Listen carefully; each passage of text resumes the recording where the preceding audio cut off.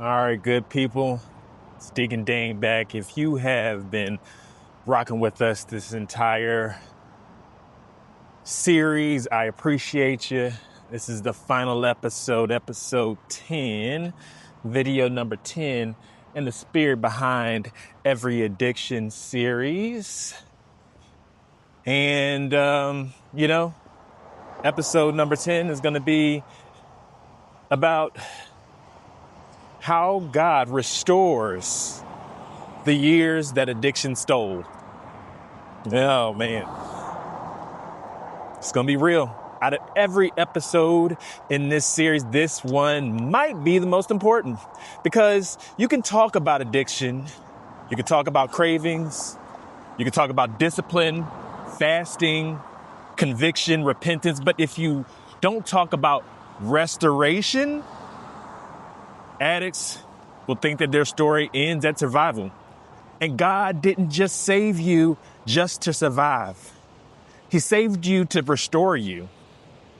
Joel 2:25 says this, I will restore to you the years that the locusts have eaten. Good people, that verse, it'll tear something up inside of you because addiction eats those years.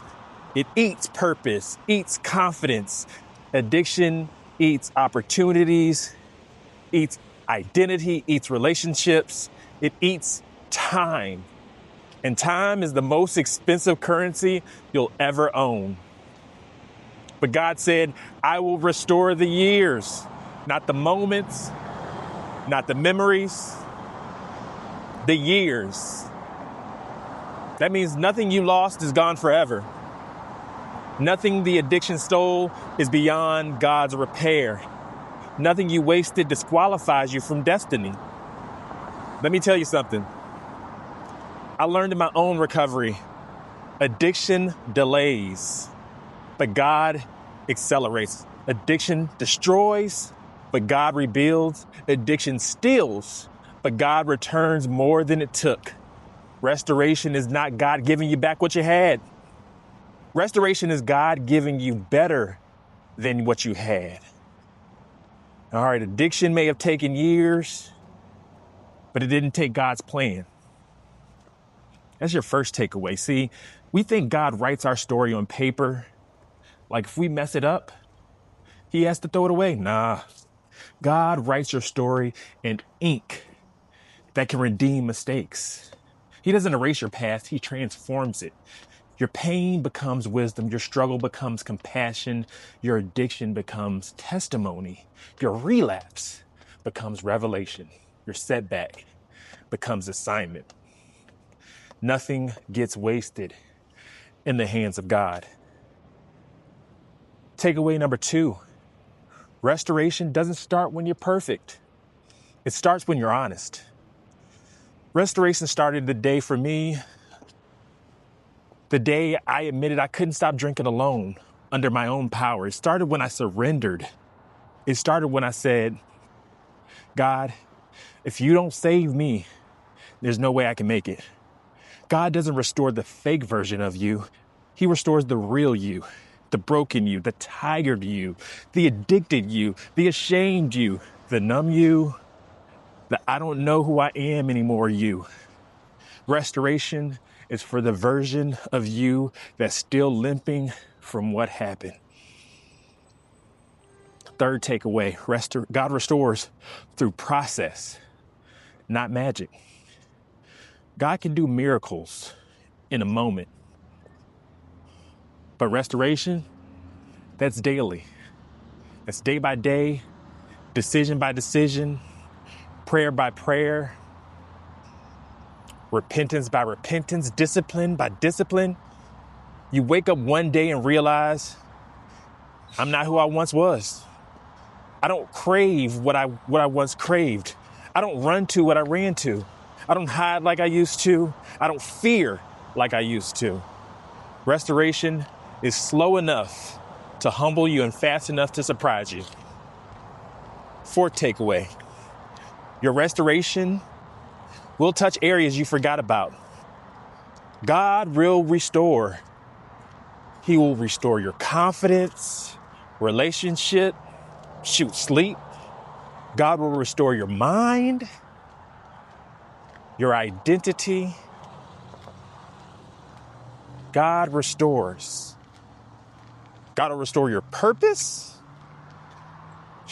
your family. Wow. Your focus. God will restore opportunities, self-worth.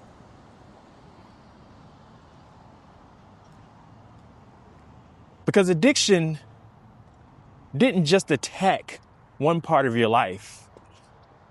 Addiction attacked all of it. And so God restores all of it. Joel 2:25 is plural. He said years, not year, years. And he's talking about everything the locust touched. The years you drank, the years you lusted, the years you escaped, the years you felt numb, the years you felt lost, the years you were a stranger even to yourself. God restores those. Fifth takeaway, restoration. Restoration is proof that your story isn't over, it's shifting. And let me tell you something that set me free. Your addiction is not the climax of your life. It's the plot twist. That part that the enemy thought would ruin you, God is going to use to rebuild you. The enemy thought he could silence you, but God is going to use your story to set others free. The enemy thought he disqualified you, but God is going to use your scars as your calling card. You didn't just survive addiction. You are to be sent because of it. Here's the truth, good people. You are not too broken for God to use. You're not too late for God to, it's not too late for God to restore you. You're not too damaged for God to rebuild. You are not too far for God to find. You're not too guilty for God to forgive.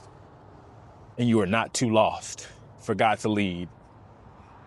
Let that marinate. God restores what addiction stole and multiplies what addiction tried to kill.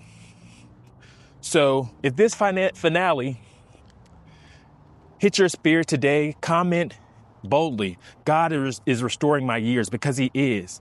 And the story continues after this series. This ain't the end. This is just resurrection. And as I've mentioned before, if you're looking for some accompanying materials, I did put together a 10-day devotional workbook on my Stand store called The Spirit Behind Every Addiction. Take a look at it, review it, internalize it. Realize that the spirit behind every addiction doesn't have to take you down. Knowledge is power, but the spirit is eternal. So go with God, cling to his word, because God restores.